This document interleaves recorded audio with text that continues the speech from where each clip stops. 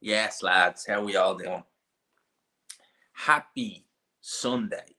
Haven't done one of these. Sorry, the brightness on the phone there was just kind of popping up. Haven't done one of these in a while on a Sunday. Haven't done a live on a Sunday in a wee bit. In a wee bit. But it is good to do one of these again. How are we all doing? How are we all keeping? I just want to check on the sound real quick. Yeah, sounds absolutely perfect. So, Sunday live. Been a while. Get a few people in. How we talk boxing. Main, we'll get a few people in, and then we'll get to the main talking point. We'll get a few people in, then we'll get to the main talking point. I suspect there's going to be some questions about a bit of everything, a bit of everything. The stuff that's happened this week, the Misfit show. I would imagine there's going to be a few people with a few questions about that. But look, we'll cross that bridge when we get to it. Safe TV says, yeah, keep doing it, AJ. Philip says, what a crazy week of boxing it's been. Where do we start? Yeah, man. It's been an interesting all week. I ain't gonna lie. It's been an interesting all week.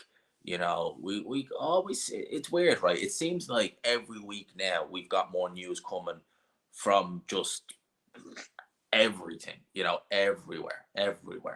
So we have that. Still got a few people in now, 29. So I'll talk briefly before I keep going with the comments. And I see some of the comments there. Give me a sec. But we'll talk briefly about the topic of this video. So Eddie Hearn was interviewed last night at the Misfits show. He was there by Gareth A. Davis and talking about the Joshua situation, stuff like that. And Eddie Hearn said that Joshua told him he wants to go back out in the month of December. Now, we're in the middle of October now, so December is roughly 2 months away. So he wants AJ to get out in December and then do Wilder next year, March or April. Okay. Now, that obviously we would have liked Wilder sooner, but if we do get it next year, happy days. No real mention of Hrgovic, because I think with the Hrgovic situation, it's kind of like, okay, we were hoping the IBF might have said, all right, yeah, you could fight for the vacant title whenever we strip the winner of Fury versus Usyk. Don't look like that's going to happen now. So there we go. I hope. Well, look, if Joshua is fighting in the month of December, who would they put him in there with? That's the question. Well, because you think of it like this, right? If they really are looking at Deontay Wilder, would they go down a level again? Would they risk Joshua if they think, okay, we get Wilder, but we just want to give him some ring time? At the end of the day, what Wilder is doing or isn't doing is fighting. And I think that Wilder himself, if he's gonna, do you know what, right? I would be picking Deontay Wilder over Anthony Joshua. I would, right? But the longer they leave it, the more I'm thinking this is going to favor Joshua, right? And the more Joshua is active, because at the end of the day, that's what you need to do. Especially if you're someone like Deontay Wilder who relies, I mean, Deontay Wilder relies so much on timing his opponents, timing that right hand, everything. He's been out of the ring for over a year. And if you really want to be a bit more brutal, in 2 years, he's boxed a grand total of what, 2 minutes? It's not enough, as far as I'm concerned. Not even close to being enough. So there we go. Even to JD, how are you? Oh man, that's the problem with Wilder. And you got to take into consideration as well, he's going on what? He's 37, 38. He's not young. Although he doesn't look old and he's not had a devastatingly punishing career, he's still no spring chicken in there. Has KSI got your respect? Yeah, definitely. Look, KSI would have had it regardless, because it does take a certain amount of cojones to get in there regardless. So he would have had it as well. What did you make? Oh, big up to the 258 project. How are you, my friend? I hope you're keeping well. What did you make of the unification middleweight fight last night? I thought Janibek did well, looked well, and got the job done. I think Janibek is, for my money, the best at 160. I think that if Charlo moves down to 160, I wouldn't fancy him over Janibek. I think Janibek is very, very good. I think he's formidable. He really is. Evening to you, man. Key hinged. I hope Joshua fights Chisora. No, mate. No. I do not hope he fights Chisora. That's hell no. I do not want to see him fight Chisora. That is just no. I don't want to see Chisora in general. Like, I thought against Washington, he would just bow out.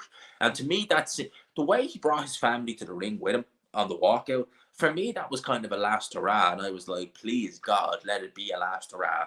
It's obviously not. He's obviously still carrying on. And, you know, I don't think he should be. I think his health, look, he may say that he feels okay, blah, blah, blah, blah. But in 10 years' time, he may come to regret sticking around as long as he has. Hater has now become my favorite word because of they love it. They love it. You know, the funniest thing is, right, they will call anyone a hater, but yet, like, they are happy to say derogatory things about whoever. And yet, but if you point something out and you say, oh, well, Fury said this in the past, but then he didn't do it. Hater. It's like you've literally taken the word and just ruined it by using it that much. Like, it literally means nothing. It literally means nothing now at this point. Where are we at? Oh yeah. Do you think David Haye picking KSI was the reason why he lost? It could have been. Could have been David Haye. David Haye curse coming back to buy KSI, coming to buy KSI. Could have jinxed them with that.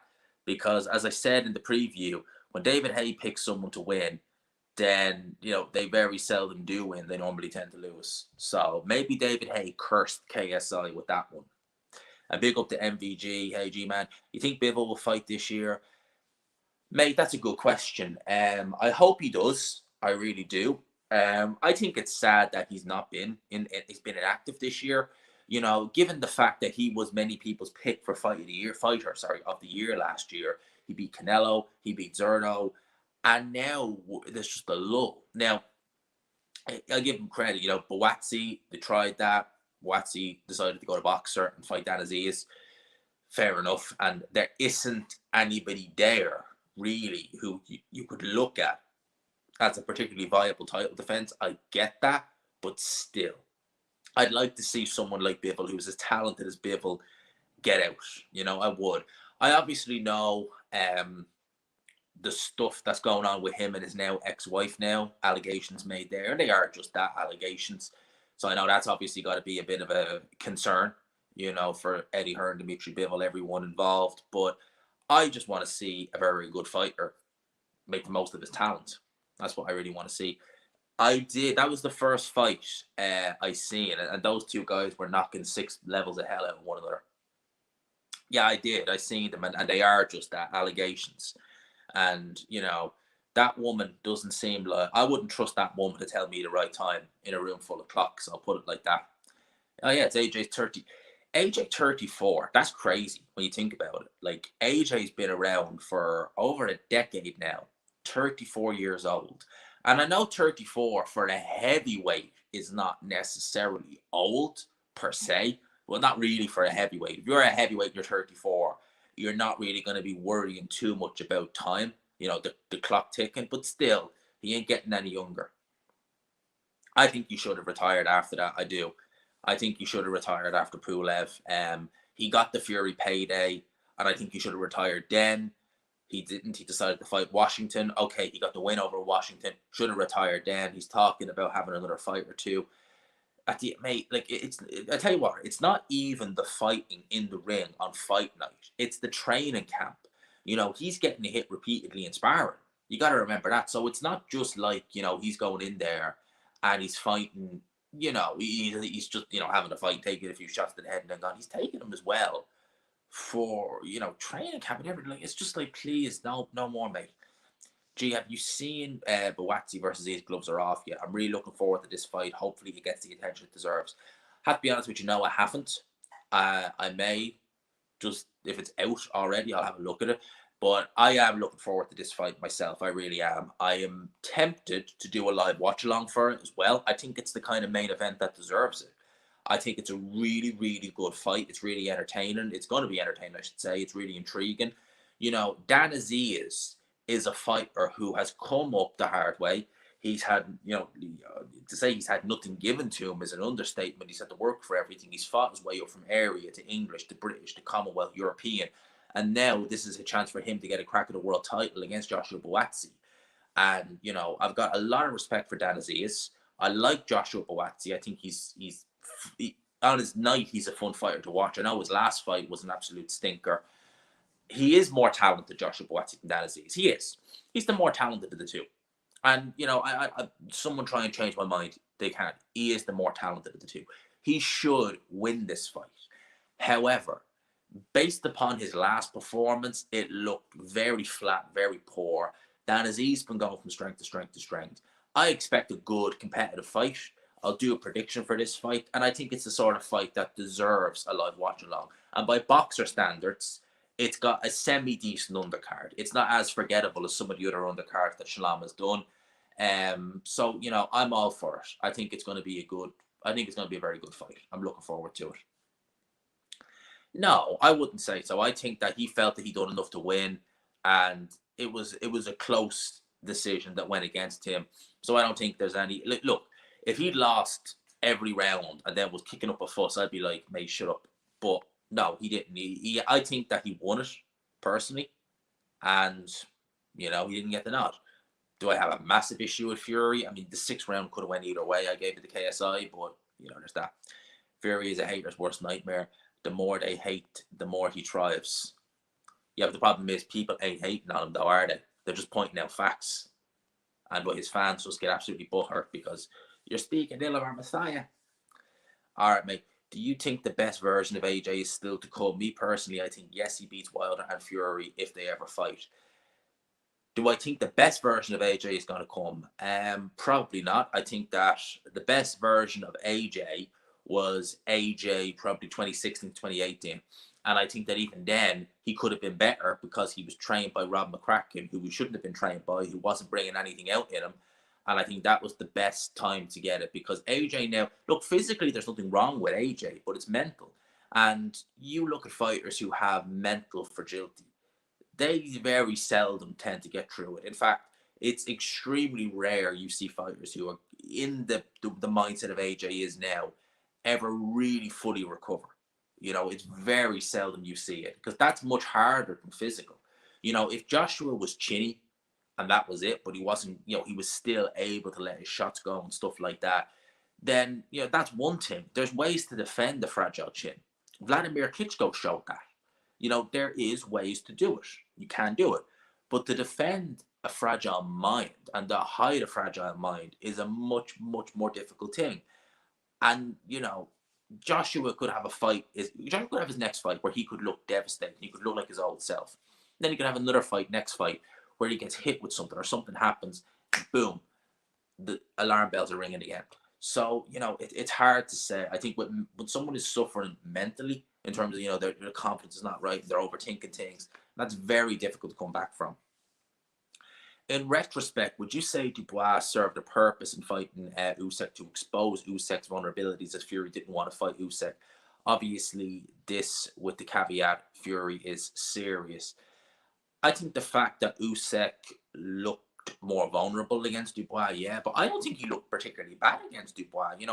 People say, here's the thing, right? All Usyk was winning every round, right? He was hurt in the 5th round by a shot that was essentially borderline. And it's been look, I pointed this out in several videos, even before he fought Joshua, that Usyk is a little bit vulnerable to the body. He's been dropping the amateurs to the body. It's something that many people don't target enough, and it's something that people should go for. So I think that vulnerability was there. Just Dubois, who is a body puncher, he does throw to the body, is someone who was able to exploit that. I think that some people were saying that Usyk's feet look slow. They did slow down after the shot, I'll admit that. But again, you need to remember his feet looked fine in the first couple of rounds. That was on a wet canvas, which will slow you down. So do I think that Usyk looked massively vulnerable? No. To be honest with you, if you want to use a scenario like it to, it's like when Canelo was ducking Triple G in 2016, and he was ducking. When Triple G fought Kell Brook, and he won the fight, but Brook was able to hit him, find him plenty, and then he fought Jacobs, and he arguably lost that fight. He looked more vulnerable in those two fights than Usyk did, and exponentially more vulnerable in those two fights than Usyk did in his fight with Daniel Dubois, right? So do I think that Usyk, like that, hitting the deck? Obviously, it wasn't given a knockdown, it was given a low blow, but look, and showing signs of vulnerability helped get this fight over the line. I do. But do I think that's, I think the money is the main thing. Like the Saudis put the money up, and that was enough to say, right, risk reward, it's worth the risk. I'm getting my money. Joshua wants no piece of Deontay Wilder. Agree with you about the Bivol situation. Sad to see so many people automatically. It, it's a problem we have in the world now today. It's unfortunate. It shouldn't be. You know, there always is that saying, is until proven guilty. And, you know, for me, you know, I'm not going to go into it because that's a whole nother can of worms, but I don't like it. I really don't like it. And, you know, for me, there's a big problem with that. You know, an allegation, that is the word. It is an allegation, right? You have to find out whether it's true or not. And so many people just immediately assume guilt. Yeah. And it's like, what? What? And as I said, that woman, I would trust her nothing. I mean, if she was telling me it's sunny out, I'll wear a rain jacket. Yeah, I hope he doesn't get 50 fights. AJ Duck and Fury, and yeah, brilliant. AG man, love watching your channel grow. Opetaia Bivol, who do you rate more? Bivol right now, but Opetaia, man, he is talented as hell. Man, that guy is so talented. I love watching Jay Opetaia. Really big fan of him. You know, I don't think Opetaia was too pleased with the level of the opponent he fought, you know, Jordan Thompson. And I think that if we look, he looked good in that fight, don't get me wrong. But I think that he will, oh man, I think he is talented as hell. Don't watch it. I couldn't even watch the first 5 minutes. Okay. But it's a good fight nonetheless. It's a good fight nonetheless. Why is Joshua's career held to a far higher standard than Deontay Wilder's? Well, for one, Joshua has fought better opponents. And with Joshua, he tried his best to fight the best at the time. All right. Whereas Deontay Wilder, he didn't. You know, his fans will make it out as though, well, he fought Ortiz and that's better than this, this, and this. At the time, Ortiz was considered a bit of a boogeyman. But now, you know, you kind of look and you think, you know, what would have happened? Because, you know, we were basing, when Ortiz was in his heyday, which was about 2016, you know, you did have people like Takam who were like, oh no, I'll do without fighting him. But, you know, that aura seemed to go pretty quick. You know, we had a couple of lackluster performances and that aura seemed to go. And, you know, his best win is against Brian Jennings, you know, and that you could argue is Wilder's best win. With Joshua, he fought Klitschko. And then he was meant to fight Pulev, who had only lost once at the time, you need to remember. Couldn't fight Pulev. Pulev pulled out with an injury. He fought Carlos Takam. Takam, still a useful operator. And then he unifies with Joseph Parker. Again, undefeated champion, right? Doing the things that Deontay Wilder was not doing. And then he goes and fights Povetkin, where Wilder was targeting Tyson Fury, who had only just come back from a 2.5-year hiatus. Well, I think it was nearly 2-year hiatus. No, it was 2 years, 2.5-year hiatus, losing an enormous amount of weight. It was very, you know, that's what Wilder was trying to do, whereas Joshua was like, right, on to the next. When the Jarrell Miller fight fell apart, right, there was opponents named, opponents listed, and he goes and picks Andy Ruiz, an undefeated contender, who was a decent contender, and obviously he lost. He then obviously rematches Andrew Ruiz, gets that, fights his mandatory in Kubrat Pulev, then tries to make the Fury fight, I believe gets, you know, strung along, and then has to fight his mandatory in Alexander Usyk. So he has tried to fight the best available opponents at the time. Whereas Wilder, he had one mandatory in nearly 3 years, and it was a guy he'd already beat who had fought once in those 3 years against the journeyman. And, you know, I like Deontay Wilder. I like him as a fighter. I think he's fun to watch. But, you know, Wilder is just that. Like, he's not done what Joshua's done in terms of he doesn't have the resume that Joshua has, I don't believe. And at least Joshua has tried to go down the road of, you know, I'll fight whoever. Wilder, it was just like, no, I'll fight, you know, maybe PBC guys or a guy I think I can definitely beat. No, I wonder how his career would have went if it had been Miller instead. Well, I'm going to. I don't think it would have been any easier against Miller, to be honest with you. Had Jarrell Miller not popped, I have to look at that fight from a styles point of view, mate. That's why I say, like, Miller. You see people assume, like, oh, if only Miller hadn't have failed. It's like, well, no, not necessarily. Like, because, like, if you look at Jarrell Miller and you look at his style, right, he appears to take a very good shot. Has a high work rate. When people make Joshua work, he doesn't like that. He will go to head and body. Joshua doesn't appear to like it to the body too much. I'm not saying he's got a glass body, but you see when people go to the body, he really feels it, and it takes his legs away fairly quick as well. If you ever noticed that about Joshua. And I could have seen Jarrell Miller going in there, taking a power, pushing Joshua back, because he would have been able to push Joshua back, setting the pace, and Joshua being really uncomfy in there. So I tend to look at the Jarrell Miller fight and say, well, if he had fought Jarrell Miller that night, I'm not going to turn around and say, it would have been an easy fight for Joshua. I think that he would have really had his hands full, I rate Joshua's chin as a 5 out of 10. I wouldn't say it's made of glass. I wouldn't say it's made of glass, but I wouldn't say it's remarkable either, right? I think that his chin is probably on par, maybe a bit below Fury's, but Fury has recovery power. Joshua doesn't. Yes, please get the likes up. There's about 100 in the building.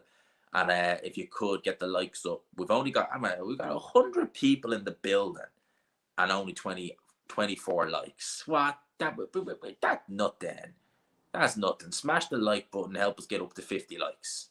100%. 100%. I can't wait for Dan Aziz to split Buatsi in 2 weeks. I think it's this week, isn't it, though? Or is it not? I'm pretty sure that fight is this week. Give me a sec. I'm pretty sure that we have fight week this week. Dan Aziz. Yeah, maybe I'm wrong. Maybe I'm pretty sure. Hang on a minute. It is this fight. Come on, BoxRec. Yeah, it's this week. Yeah, it's this week, not next week. In 2 weeks, we have the Fury and Ngannou fight.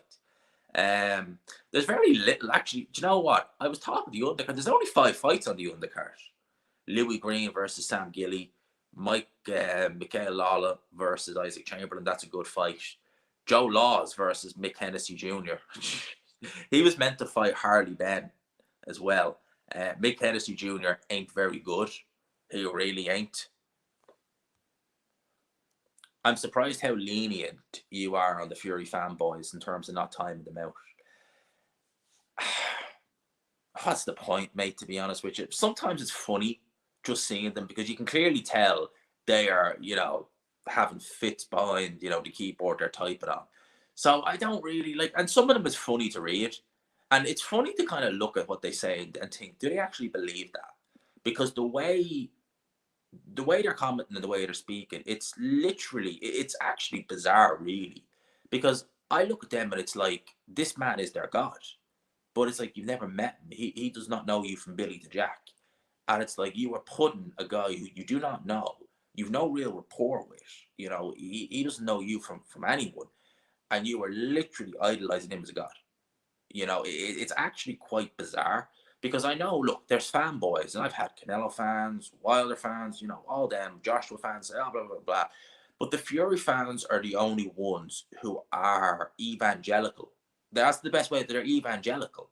Because you could be doing a video about, let's say, Lee Wood, Josh Warrington, and you still have Fury fans say, well, Fury is this and blah, blah, blah, blah. It's like, really? Have you got nothing better to do than to comment on every single video? And it's not just me. I see it on Outmatch, Hatman, etc. It's just bizarre.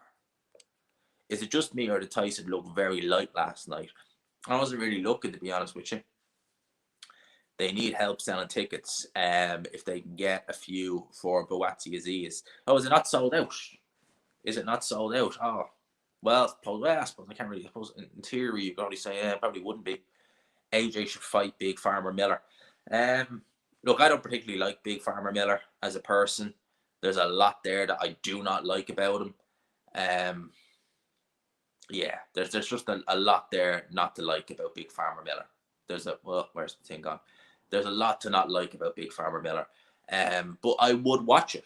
I ain't gonna lie, I would watch it. Big up to you, man. Big up. An issue with a woman that dude doesn't look like if he cares, blah, blah, blah, blah.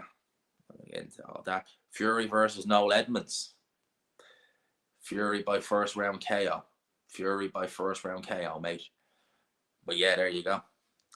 Fury stops the cheeky girl early, I reckon. Joyce versus Zhang would be a rematch from London 2020 or 2012. Joshua beat Zhilei Zhang. Obviously, the careers have been very different, obviously, in the pro games. But Zhang is at a point now where he's, at the peak of his career, you would say. Whereas Joshua, we don't know where he's at. I would look. That would be a fun fight, but it would be a monumental risk for Anthony Joshua because he'd be in there with one of the top punchers in the division. And that fight could end quickly and it could end very devastatingly. It really could. 120 in the build. And by the way, lads, if you haven't already, smash the old like button. We've got another 25 minutes or so left. I'd like to get, if I can get to like 70 likes by the end of this, I'd be a happy G. So if you could, smash the old like button. Dillian Whyte seems like he's been in decline since 2019. Chisora rematch was his best KO performance. Since then, it be downhill.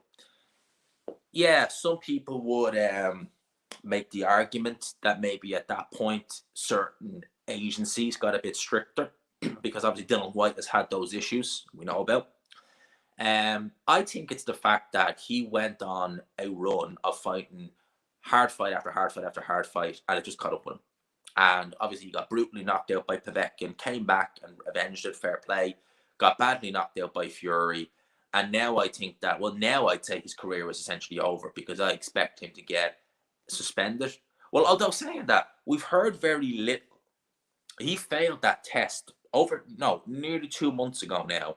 And we've heard radio silence since from him, from everything since then. You would have thought it would have been a fairly quick turnaround and be like, this is what's going to happen. We've heard absolute zilch since then. So God only knows what actually is happening. But Dillian Whyte, look, I like Dillian Whyte when he was fighting. I enjoyed watching him fight. But look, I never expected him to be, the best thing, to be dominating the heavyweight division or anything like that. But he was fun. In terms of now, I think his chin is just gone. I think he's slower than he was before. And I don't expect him to be around much longer because I think he's going to get the book thrown at him. And yeah, I think he'd be gone. Yeah, I talked about that. In review of the week. I've already recorded that, but I'm going to blow it in the morning. It's going to go out tomorrow morning. Bill Smith match the for December. Winner has to fight Riakporhe afterwards. I'd rather see Bill Smith fight Jay Opetaia. But obviously Ben Shalom seems to want to keep absolutely everything in-house unless he absolutely 100% has to. So yeah, I would imagine Richard Riakporhe is going to fight the winner. Mastinek is not terrible, but he's old. He's been around. Bellew was fighting him for the European title 8 years ago. Big up to Joe Stunner boxing every single time, man. Big up to you. I hope you're keeping well. As always, I hope you keep very well. I'm glad you're in the building, man. All the best to you, my friend. Late to this one. Did you catch the Mexican DAZN card? I didn't know. The perfect antidote. I wish I had actually seen it. I could still go back and watch it. I have DAZN. Miguel Berchelt looked rejuvenated, though against lower opposition. I love Miguel Berchelt. I do. When he was champion with WBC. I love Miguel Berchelt. So I'll have a look because that's a fighter who is just entertaining, simple as. I like Miguel Berchelt, so I'll definitely have a look at that 100%. I will definitely have a look at that later on this evening. I was always a fan of AJ, but the writing is on the wall for him now, unfortunately. I don't back him to beat any in the top 10. That's a very big statement. I think that there are top 10 fighters that he could potentially beat. AJ is the sort of fighter, on his night, if everything is clicking, he is one of the best heavyweights around. But they are few and far between nowadays. And based upon his last two performances, I wouldn't be picking him over Zhang. I wouldn't be picking over Wilder, Fury, Usyk. I probably wouldn't pick him over Bakoli. I wouldn't pick him over Sanchez. So yeah, I could definitely see where you're coming from. But I definitely think that I think there's a possibility he could change it. He could get it together. But I don't expect him to be, the top heavyweight again. I think that is gonzo. I think it is. But look, I could be wrong. He could end up going in against God knows who and get turned over. We just don't know. If you could pick one heavyweight to be a prime Ali, who would you choose? Jesus. A prime Muhammad Ali. I think he'd beat Mike Tyson. I do. Oh, wow, that's a tough one. I think Lennox Lewis would be a very tough fight for Muhammad Ali. Very, very tough.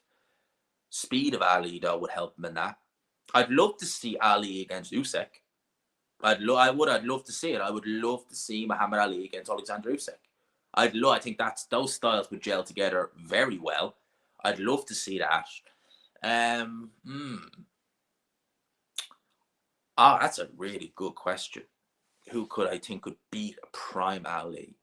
Do I think Usyk could beat a prime Ali? Probably. I'd be picking Ali. I'd probably pick him over Lennox Lewis as well. A prime Larry Holmes, though. I know Ali, when he fought Larry Holmes, that fight should never have happened, you know. But yeah, that is what that is. Yeah, I think you should call it a day. Just be done with it. Just be done with it. You know, just that's it. That's it. Because he might say he feels okay, blah, blah, blah, blah, blah, blah, etc., etc. But in years to come, he won't be feeling okay. Hey, do, man. What are your thoughts on Liam Lawson not getting the AlphaTauri seat? A quick F1 question. A quick F1 question. I will do it. I will do it. To be honest with you, I wouldn't rule him out still getting it. To be honest with you, because the rumor mill is, and it is a rumor, it's the rumor mill, that Perez is going to retire after this season. It's on the rumor mill. But I think if he loses P2 in the championship, they'll put Ricciardo in the car, and then Liam Lawson will get the seat. So tentatively, mate, he hasn't got a seat for next year. Tentatively. But I would say, look, with the way Perez has been driving, I wouldn't put him in the car next year personally if I was Red Bull. If I was Christian Horner, I wouldn't have him in the car. Because think of it like this, right? I don't think he's going to get any better. I think his confidence is shot. And let's just say, right, Red Bull still have the best car next season. But let's say McLaren are close and they can challenge them. And let's say Norris is able to challenge Verstappen for the title. But Verstappen still has the best car. Well, he needs a teammate to help back him up. If Piastri is backing up Lando, Max is on his own. So he needs that. And he'll get that with Ricciardo, I believe. We ain't going to get it with Checo. No way. I think Wilder is finished. The Fury beatings and the inactivity, his age, I think the punch resistance are gone. I think people will be surprised in his next fight if it's against someone decent. Well, he needs to fight someone. And, you could be right on that. Because you got to bear in mind, like, he's not been active at all. So we don't know. Fury beats Prime. Yeah, blah, blah, blah, blah, blah. Yeah, Fury beats him. Yeah. It's funny to watch just because it's funny. It is kind of funny when you see them. And like, mate, I know, yeah, Inoue beats Fury. It's funny to watch them because it is just funny. It's like, what the hell? This guy is literally your god. He's definitely better than that. I'd be picking Usyk over Tyson. I would pick him over Tyson. A prime Tyson, right? Prime Mike Tyson. What you needed to do with him is if you basically, it was easier said than done, but Buster Douglas showed how you do it, right? You use your jab, you can move a little bit, and you can wrap him up in the clinches. Basically work when he doesn't want, and don't let him work when he wants to. I think there's a good chance, man. I hope to God it doesn't happen. Because we need boxing in the Olympics. To be honest with you, we need it because that is now. What I will say, right? And I to be honest with you, mate, I always say you got to give it about end to the side, right? What some would argue this is that too many fighters spend too long in the amateurs trying to get into the Olympics. And therefore, when they turn over pro, some of them are jaded. Some of them have that amateur style so ingrained into them, they can't get it out of their system and they're stuck in that amateur mindset. So some would argue that, not having the Olympics, right, for the amateurs up and coming, maybe just going to the Worlds, will be better because it would mean then that, they're more inclined to turn pro younger. They can be molded into a better pro. Because if you look at the heavyweight division now, a good example of the heavyweight is the heavyweight division. I think Hatman said in a recent podcast that if you look at the top 20 on BoxRec, there's only one fighter under the age of 30, which is Daniel Dubois. That's mental. And you go back and look at the 90s. Holyfield was 26, 27 when he won his title. Tyson was 20. I think Lewis was in his 20s. Who else? Bo was 26, 25, 26 when he won his. Michael Moore was 25 when he fought George Foreman. Foreman was the kind of rarity, he was in his 40s when he won his title, but it was a young man's game. Whereas you look at the heavyweight division now, everyone is in their 30s. The top guys, they're all in their 30s. It's changed a lot. And I think that now people are just spending way too much time in the amateurs. It's as simple as that. And when they turn over, look, it's not necessarily a bad thing because they're experienced. You look at people like Usyk and Lomachenko, although they were still reasonably young when they turned over pro. So some would argue that, people saying in the amateurs they're in their early 30s, they've wasted their prime. And, I'm inclined to agree. I am. 142, we're getting some good numbers in the building, lads. 55 likes. The goal is to get it to 70 likes, another 15 likes, and we're there. Smash the like button. I've always said, right, that I would be someone who I'd be saying, get your amateur career in, do the best you can, and then turn over. Some people, what they do, right, and they basically, I'll read that comment now in a sec. What they do, right, they say stuff like, well, I want to stay amateur because I want the best deal when I turn pro. I've seen really good amateurs in Ireland over the years who've done nothing as a pro. Do you want to know why they've done nothing as a pro? Because they spent their best years in the amateurs trying to win something, which they never did, to get that offer to turn pro, which they never got. And by the time they turned over, they were in their mid-30s. The skill was still there. They still had the talent, but they were too old to do anything with it. And for me, it's like, what is wrong? Especially if you're young, right? If you are a 25-year-old fighter, right, and you were thinking, I might have to do another cycle or try and do another cycle just to get an offer as a pro, I would say, hang on a minute. You're 25 years old, yeah? Yeah. Do you have any kids? No. Do you have a spouse? No. All right. Get your arse to the UK. Try and get yourself a job or try and get something to make money and do the small hall scene. Work your way up. If you were as good as you think you are, work your way up that way. Do it the hard way, right? It might be hard, but do it. Better that and get the opportunities than to try chasing opportunities that may never come from the amateurs and chase these lucrative contracts that may never come. Do it that way. What's wrong with that? At least on those scenes, people will see you. They will see your talent shine through on the small hall scene. You could be going to an amateur event where you're fighting the best amateurs in the world. You could be a small fish in a big pond, So that would always be something that I'd be saying. If you can do it, do it. I'm just talking about people from Ireland who did it, but even if you're in the UK, and Harrison would have got battered by Fury. He could. I think that's a dull fight. That's a very dull fight.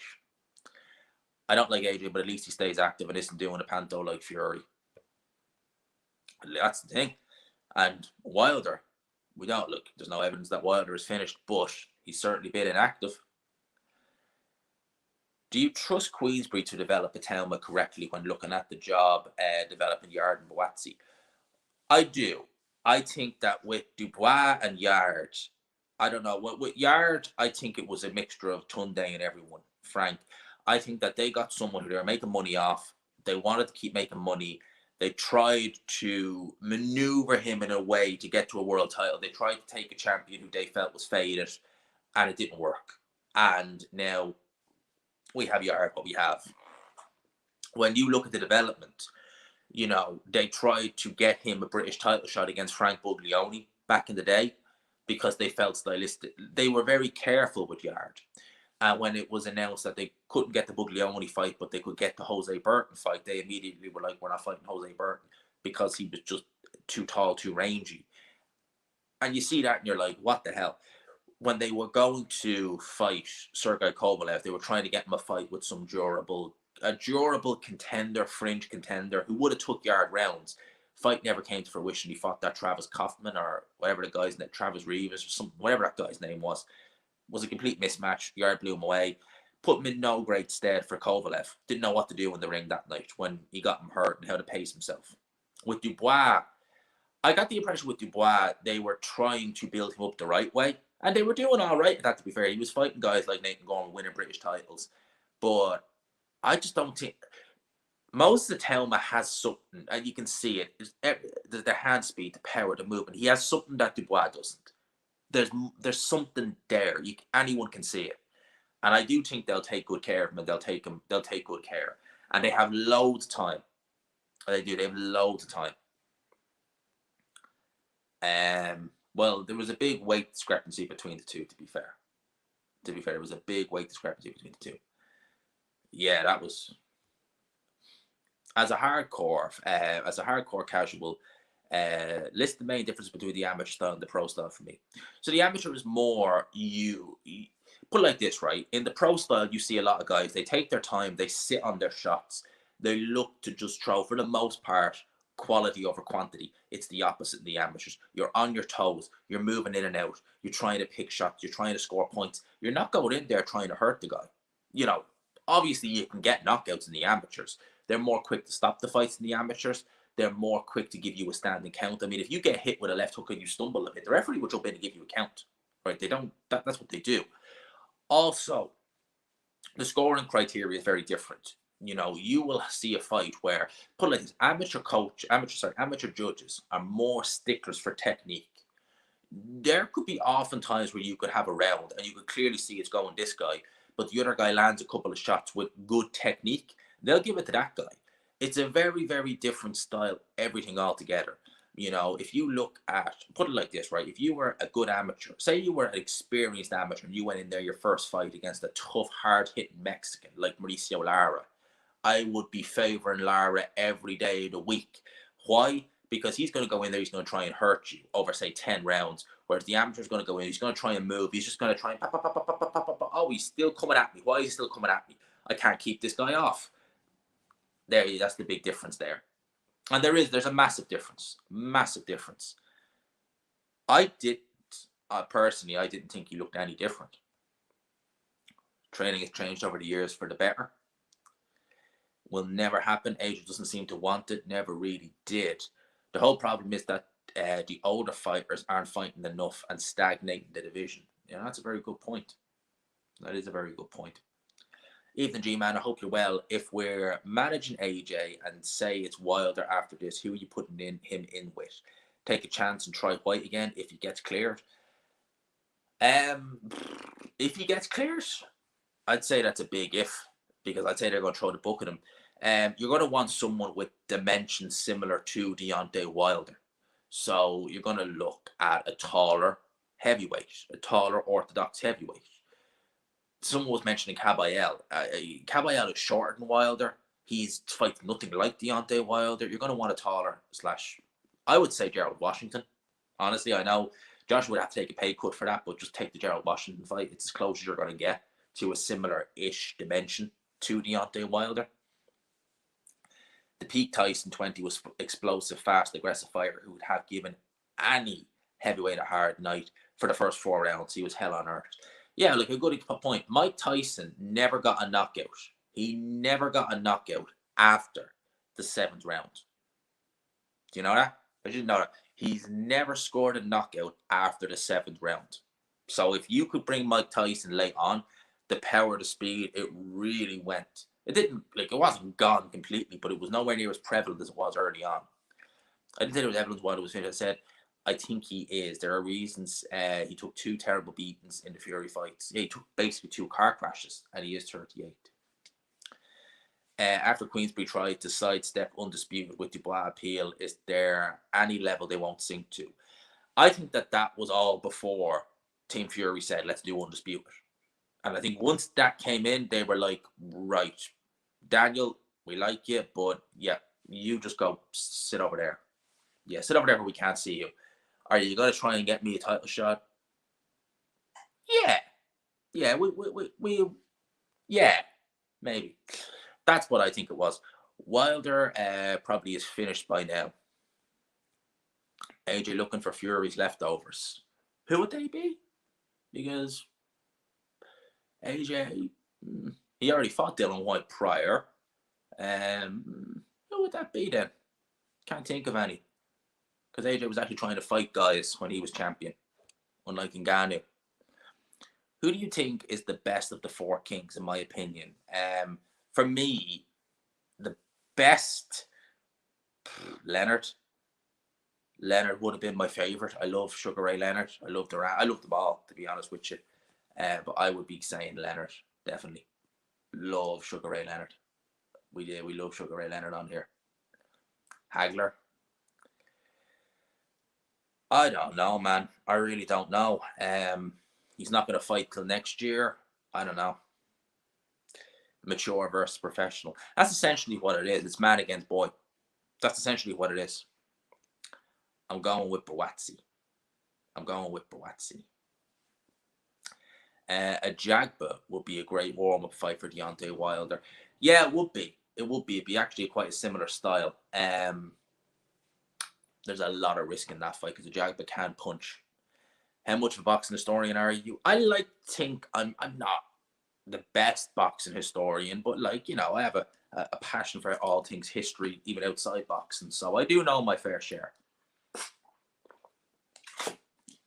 Now, I'm not a tremendous historian by any means, but like, I'd be fairly competent. I'd like to think. Tony Tucker and Bone Crusher Smith defused Tyson by hanging him to death, by hooking him to death, but didn't win a round. Beating him was another matter. You know, Tony Tucker done well early on. I think he was up on the HBO scorecards until I think he hurt his hand. Whereas Bone Crusher Smith, because that thing, Bone Crusher Smith showed that, yeah, look, if you just do what he did, and he should have been DQ'd, but you can go the distance with Mike Tyson, you know. And I don't think he ever came close to hurting Bone Crusher Smith in that fight. Bone Crusher Smith was not a good heavyweight champion. He's one of the weaker champions. Tony Tucker wasn't a bad fighter, but, you know, Tony Tucker was what he was, to be honest with you. The heavyweight division was poor when Mike Tyson dominated. It certainly wasn't what it went to be in the 90s. You know, Larry Holmes had retired, and you kind of, you know, you had, like, Pinklon Thomas wasn't terrible, but, you know, you Pinklon Thomas, who you had Carl the Truth Williams, you had Jerry Cooney was still knocking around, Michael Spinks, who was a light heavyweight who bypassed cruiserweight, although cruiserweight was just, it was still a, you know, fairly new division at the time. But yeah, it wasn't amazing. The heavyweight rankings matter anymore. The top guys are so inactive; they should keep their, but they keep their rankings. Yeah, it's like I've been saying, trying to work out the heavyweight rankings is a job in of itself, man. It really is. It's a flipping job because some of those rankings you look at and you're like, what the hell? A big up to Nick. Big up G-Man and the whole chat. Smash the like button. Help support the channel. Yes, please. We have 150 in the building. 150 and we've 70 likes. Let's get it up to 100 likes, if you could, please. And if you haven't already, if you're new, by the way, if you haven't, please do consider subscribing. We are currently at 13,332 subscribers. So if you haven't already, help your boy out. Hit the old subscribe button. Cool fact, 27. John L. Sullivan's opponents made their debuts against him, according to BoxRec. Yeah, if you're going back that far, though, mate, I would take everything you see with regards people like John L. Sullivan and BoxRec with a pinch of salt, because chances are there are God knows how many fights that they've had that have not been recorded. You know, someone like Sullivan, in his prime, you're talking the 1880s. I mean, his last fight was in 1892 against Jim Corbett. So I can only imagine how and bear in mind, that's Queensberry rules. So he was fighting under London Prize rules prior to that, like against Jake Kilrain. I think that was in 1886, I think it was, when he fought Jake Kilrain. I can't remember where he fought him. He fought him somewhere in the south of America. And that was London Prize rules, which were essentially kind of, there were no rules. If that makes sense, you were basically fighting bare knuckle. You could wrestle. Well, you couldn't wrestle, but you could take your opponent down, and that would end the round. You know, they had corner men giving you whiskey instead of water in terms of, you know, just to keep you going, to numb the pain. I mean, that was proper brutal. That was just brutal. I can only imagine what the fights, but you know, you see pictures of the fights. We see pictures of it back then. I can only imagine what it would have been like taking part in one of those fights. It would have been absolutely, I mean, it just looked insane, you know. And even Queensberry rules, you know, you hear stories about, I think it was James J. Jeffries fought Tom Sharkey, And like his tooth, someone said, I think it was on BoxRec, if you look at the Wikipedia page of it, it's like his tooth was coming through his lip, and during the corner, one of the corner guys just got a knife and just out. You're like, what the? They stopped that fight instantly now. Instantly. That was in the 18, I think it was 1899 when he fought Tom Sharkey. No, definitely not. I know it's in the City West, is it? No. I know, mate, to be honest with you, right, in the nicest way, I couldn't give a damn about some of the fighters we have here. The shows are never particularly good. The fighters are never particularly good. I just couldn't care less, to be honest with you. I will try and get to the Conlon show in December in Belfast. I'll try and get to that. But in terms of shows here in Dublin, in the Republic, I couldn't care less. The guys are just no. Big up to the Godfather. Hope you're all good, mate. Have you ever tried eating ass, mate? There you go. Shout out to the Godfather. It's Cyber King Boxing is better for hysterical boxing than BoxRec. Yeah, BoxRec will never tell you the full ins and outs. It will never tell you the full ins and outs. So shout out to the Hit Company. Big up to you, my friend, every single time. I hope you're keeping well, my man. I hope you're keeping very well. Hope you're keeping well. Yeah, that's a flipping amazing card. That is a phenomenal card. Big up to Frank for putting that on. I'm really looking forward to that. Just the Conlon card, I'll probably try and go to that. I will send an email off to one of the guys at Matchroom when press passes are opened and try and get into that one. Other than that, I know there's shows in Donegal, and there might be another show or two in Dublin, but no, the long and the short of it, no. I will try and get to the Conlon one because that looks entertaining as hell. Looks like a really, really good card.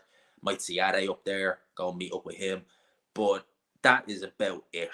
In terms of, like, I've gone to shows here in the past years ago, before YouTube, and, you know, it was just okay. But, you know, that's all it was. Whereas, like, here's the thing, where I've gone to small hall shows in the UK, and they're way better than the ones we have here. So for me, it's just like, no, what's the point? I'm just going to just go over to the UK and do it. So that's kind of, for me, that's how I'm going to be doing it. And obviously, when I might still planning to move to London, 100%. That's a given. It's just going to be next year. I said that from the year. It's going to be next year. I love the Spike Sullivan curls, his mustache like John L. Yeah. I think he's going to have a hard time. Against Isaac Dogbay. I like Nicky Ball a lot. I think he's fun to watch. He's got an entertaining style. He's all action. I just don't know how that's going to translate at world level. I just don't know. Uncertainty principle. AJ versus Joyce or Dubois. Which matchup would you rather see? Also, do you think these would be good building fights, building back fights for all concerned? Great channel. Hope you've continued to succeed. Thank you, my man. I'd probably stick him in with, from an entertainment point of view, I would say the Dubois fight is more entertaining. I would, but I'd say you probably would go for, I'd say you'd have to go for Joyce because he's probably more vulnerable now. Breaking news, Common Sense goes the distance with Big John on unanimous. Early prediction for the Conlon card. I think Conlon will beat Jordan Gill. I don't know, man. Kevin Njago versus Troy Williams. That could be a banana skin for Kevin Njago. Could be. Who else is on that card? Tyrone McKenna versus Lewis Crooker. I'd probably just edge McKenna. And there was someone else as well, wasn't there? Who else was there? Was someone else as well. But they're the main ones. And that's what I'm going with. There's another fight on as well. I can't think of who it was. But yeah, man, that's what we're thinking. I think it's going to be a great show. I really do. If I could make any mythical fight in history, what would it be?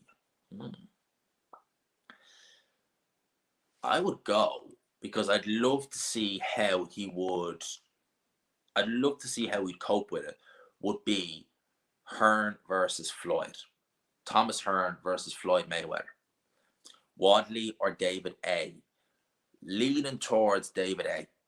David Adelaide, leaning towards him. Leaning towards him at the minute. That's who I'm leaning towards.